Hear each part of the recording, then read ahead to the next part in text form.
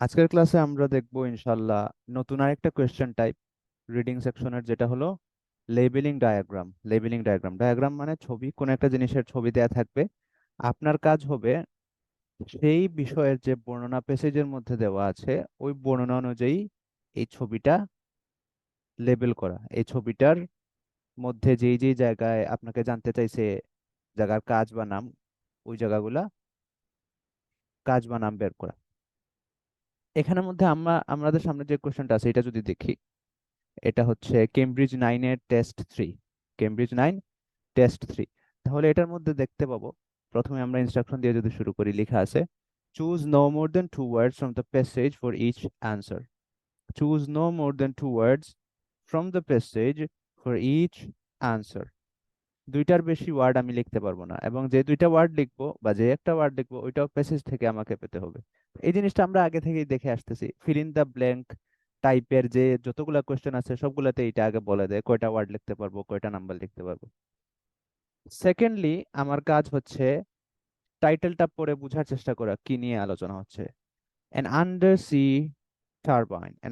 Turbine অর্থাৎ এমন একটা টারবাইন।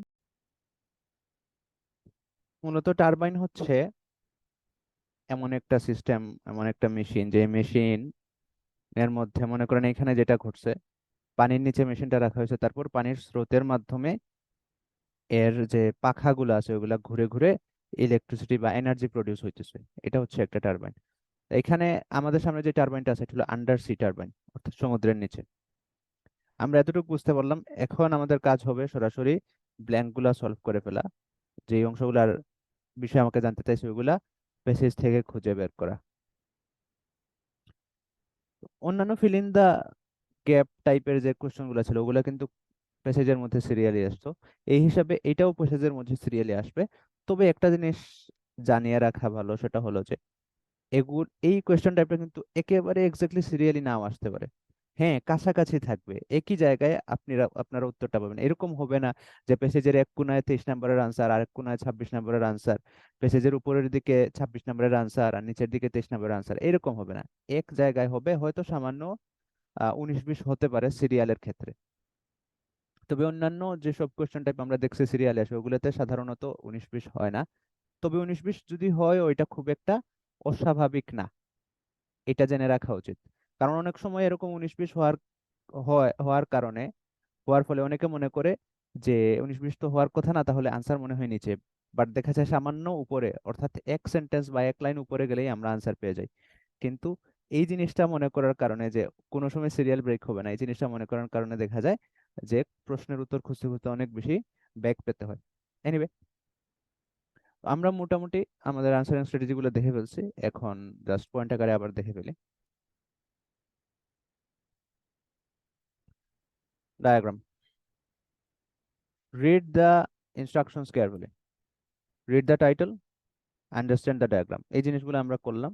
এরপরের কাজ কি? Read the questions one at a time. আমরা একটা একটা করে কোয়েশ্চেন পড়বো। Find the parallel sentence sections and sentences from the passage. তারপর ওই বিষয়ে যে আলোচনা, প্যাসেজের যে অংশের যে বাক্যে ওই বিষয়ে আলোচনা আছে ওইটা খুঁজে বের করব। তারপর find the appropriate word for the blank from the sentences. ওই বাক্য থেকে বা ওই বাক্যগুলো থেকে আমরা ব্ল্যাঙ্কের জন্য যেই শব্দটা অ্যাপ্রোপ্রিয়েট হবে ওইটা খুঁজে বের করব। The questions may come in the passage in order. Understand that questions are paraphrased a lot.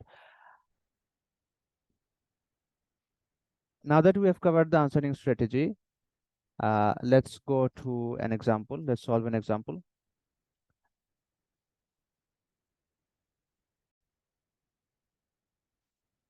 আমরা সিরিয়ালি শুরু করি 23 নম্বর কোয়েশ্চেন দিয়ে।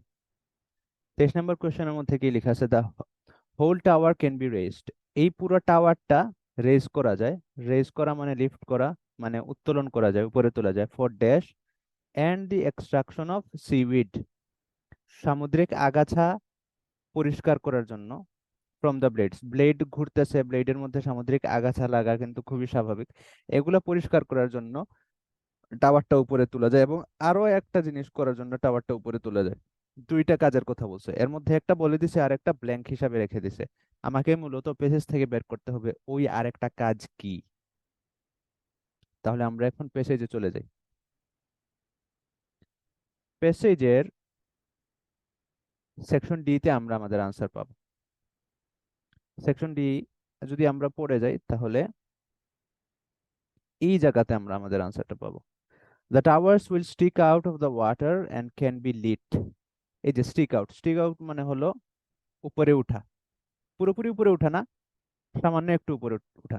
যেমন মনে করেন আহ কেউ যদি নদীতে সাঁতার, পুকুরে সাঁতার কাটে বা নদীতে সাঁতার কাটে এবং তার যদি শুধু গলা দেখা যায়, পুরো বডি দেখা যাচ্ছে না, বা কেউ হয়তো সমুদ্রে যাচ্ছে এবং সে কোমর পানি পর্যন্ত গেল, তার উপরের অংশ দেখা যাচ্ছে, তখন আমরা বলবো যে তার উপরের অংশটা স্টিক আউট হয়ে আছে।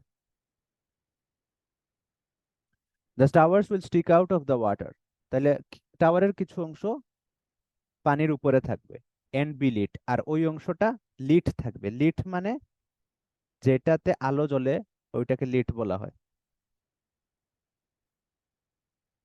আলোকিত থাকবে। কেন? টু ওয়ার্ন শিপিং, জাহাজগুলাকে ওয়ার্নিং দেওয়ার জন্য। যদি ওই উপরের অংশটা আলোকিত না থাকে তাহলে দেখা যাবে জাহাজ এসে এটার সাথে ধাক্কা খেয়ে যাচ্ছে। And also be design to be lifted out, এছাড়াও এটাকে ডিজাইন এমনভাবে ডিজাইন করা হবে যাতে এটা লিফটেড আউট করা যায়, লিফট আউট করা যায় বা উপরে তোলা যায়। যতটুকু উপরে আছে শুধু অতটুকু না, আরো উপরে তোলা যায়। এতে হবে কি, lifted out of the water, পানি থেকে উপরে তোলা যায়। ফর মেনটেনেন্স, মেনটেনেন্সের জন্য। And to clean seaweed from the blades, এবং ব্লেড থেকে আগাছা পরিষ্কার করার জন্য। ব্লেড থেকে আগাছা পরিষ্কার করার জন্য, এটা কিন্তু প্রশ্নের মধ্যে বলে দিছে। এবং দুইটা কাজ আমরা এখানে পাইছি, একটা হলো ব্লেড থেকে আগাছা পরিষ্কার করা, আরেকটা হলো মেনটেনেন্স। তাহলে বলেন তো আনসার কি হবে?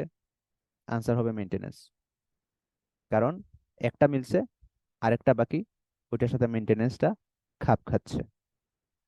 ওকে, যেহেতু আমরা আমরা আনসার পাইছি, এখন আমরা আবার কোয়েশ্চেনে চলে যাচ্ছি, গিয়ে আমাদের আনসারটা লিখে ফেলতেছি। আনসার হবে whole tower can be raised for maintenance.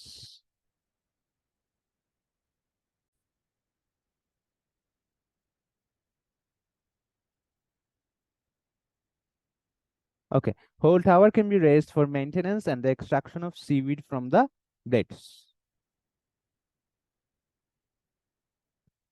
23 number কোয়েশ্চেনের আনসার আমরা পেয়ে গেলাম। বাকি 24, 25 এবং 26, আপনাদের কাজ হচ্ছে 24, 25 এবং 26 নাম্বার কোয়েশ্চেনের আনসার এখন বের করা। সময় 5 মিনিট, 5 মিনিটের মধ্যে বের করুন, তারপর আমরা একসাথে আবার বের করব। মনে রাখবেন, একেবারে পুঙ্খানুপুঙ্খ সিরিয়াল মেনটেন নাও করতে পারে, সামান্য উপর নিচ হতেও পারে। এই জন্য আপনাকে ভালো করে পড়তে হবে, ভালো দিকে ভালো করে খেয়াল রাখতে হবে।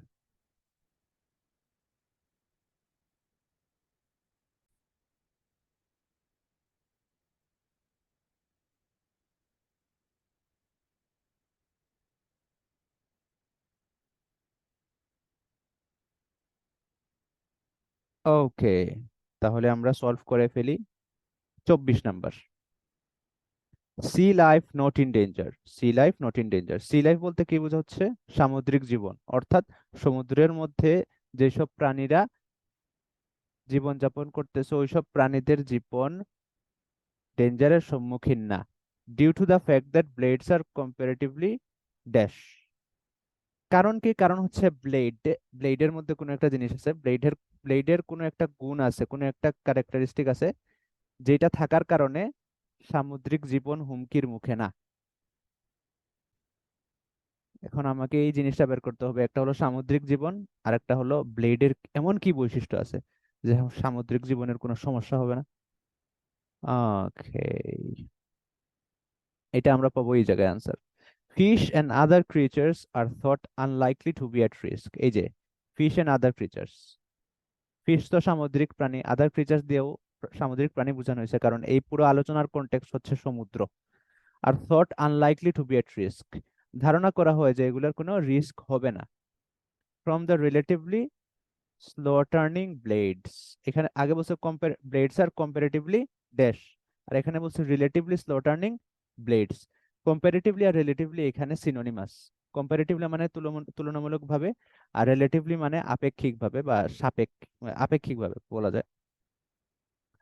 সো এই হিসেবে আমাদের আনসার হবে slow turning. Slow turning, blade গুলা স্লো টার্নিং বা স্লো হওয়ার কারণে মাছের বা সামুদ্রিক জীবনের কোনো ক্ষয়ক্ষতি হবে না, ক্ষয়ক্ষতির আশঙ্কা নাই। স্লো টার্নিং, দেখেন এখানে হাইফেন আছে, হাইফেন আসার মাধ্যমে মূলত এই দুইটা শব্দ একটা শব্দতে পরিণত হয়েছে। Let's move on to the next question. Question number 25. Air bubbles result from the dash behind the blades. Air bubbles বা বাতাসের বাবল তৈরি হচ্ছে কিসের কারণে তৈরি হচ্ছে? এমন একটা জিনিসের কারণে তৈরি হচ্ছে যেটা behind the blades, যে জিনিসটা ব্লেডের পেছনে কাজ করতেছে বা যে জিনিসটা ব্লেডের পেছনে আছে। তাহলে আমাকে দুইটা জিনিস বের করতে হবে, একটা হলো এয়ার বাবলস আর একটা হলো behind blades। এটা আমরা এফ নাম্বারে গেলে পাবো।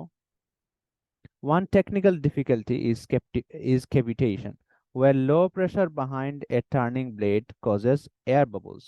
বলে দিছে low pressure behind a turning blade, অর্থাৎ ঘুরন্ত একটা ব্লেডের পেছনে লো প্রেসার থাকার কারণে এয়ার বাবল তৈরি হয় বা বাতাসের বাবল তৈরি হয়। তাহলে আমাদের আনসার কি? Low pressure behind a turning blade, low pressure.